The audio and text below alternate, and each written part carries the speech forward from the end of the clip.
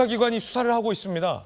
또 하나의 이제 명확한 수사를 위해서 이분이 당적이 굉장히 논란이 있었습니다. 민주당 당적을 갖고 있었다.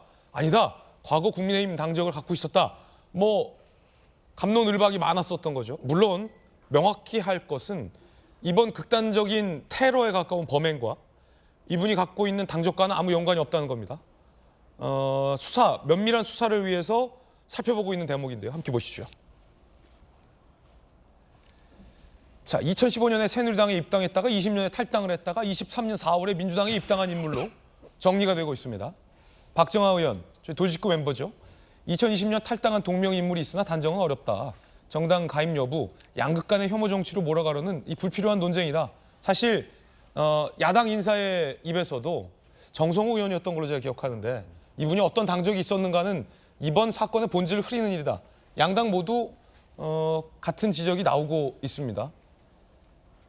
김정은 의원님. 네.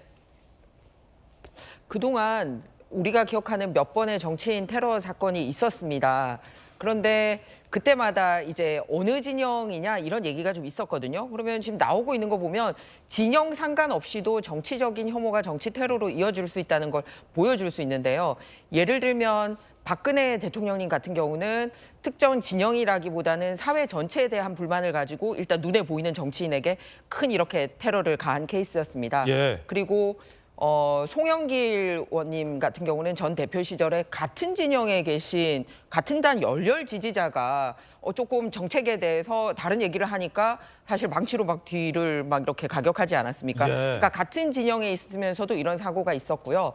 또 리퍼트 미 대사 같은 경우는 소위 반대 진영에 있는, 그러니까 미 대사와 반대 성향을 가지신 분이 테러를 한 바가 있습니다. 그러니까 이거는 언제 어떤 이유를 가지고 테러가 일어날지 모르는 상황이에요. 그러니까 이번에도 당적이 민주당이네 뭐 국민의힘에 이런 게 아니라 반대 진영에서도 혐오가 있을 수 있고 같은 진영에서도 혐오가 있을 수 있고 또 말씀드렸듯이 사회 전반에 대한 불만이니까 정치인에 대한 혐오가 있을 수 있기 때문에 공동의 대처가 나가는 게 중요하지. 야, 알고 보니까 지금 현 당적이 뭐 민주당이라며 이거가 당적 더 오랫동안 가진 게 또 어느 당이라며 이런 거는 해결에 도움이 안 된다는 거죠. 무의미한 논란이다. 네, 그렇습니다. 그래서 이제 그동안은 확인이 필요했기 때문에 했고 확인을 했으면 여기에 대한 해석은 삼가고 다 이제 정치 과잉의 문제가 얼만큼 문제가 될 수 있는지 정책의 문제보다는 사람에 대한 혐오가 얼마나 무서울 수 있는지 이런 거에 대해서 양당이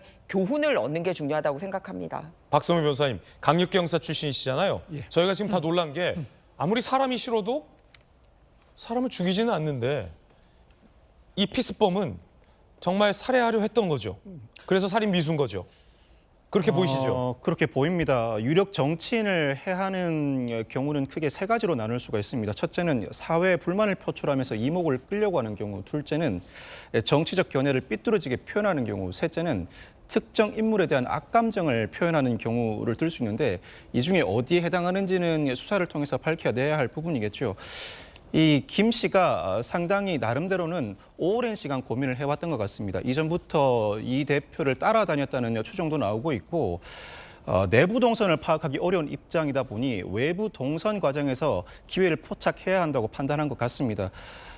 자신의 흉기를 개조했을 뿐만 아니라 그 당시에 기자단에 둘러싸여 상당히 빽빽했던 그 구도가 차량으로 이동하면서 상당히 느슨해졌다고 합니다. 그 순간 왼손에는 필기 도구 또는 종이로 보이는 물건을 가지고 사인해달라는 요청을 하면서 오른손으로 흉기를 들어 가격을 했습니다. 그만큼 한순간 내가 노린 기회가 딱 엿보였을 때 그 기회를 놓치지 않겠다는 의도를 보였고 그 이전 준비해왔던 오랜 정황에 비추어 볼 때 상당히 계획적으로 접근해 살인을 의도한 것으로 보입니다. 그중에 어떠한 동기에 기인해서 이와 같은 강력 범죄를 저질렀는지는 조만간 경찰 수사를 통해 전모가 밝혀지지 않을까 예상합니다. 또 하나의 섬뜩한 대목은 이웃 주민들의 일관된 증언인데 성품은 좋은 사람인데 왜 그랬는지 몰랐다는 겁니다. 들어보시죠.